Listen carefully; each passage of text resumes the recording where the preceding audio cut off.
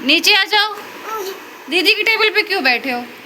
दीदी की study table पे नहीं बैठते, नहीं बैठते। आ जाओ नीचे, नीचे आ जाओ। दीदी की स्टडी टेबल पे बैठते हैं क्या?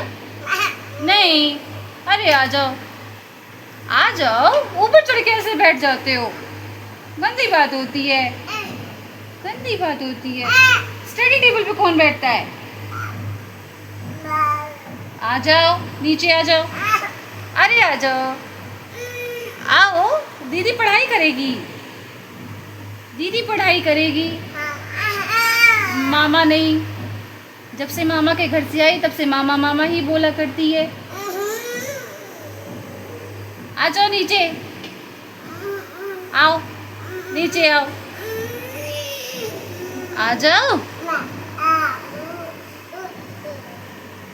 और गिर जाएगी।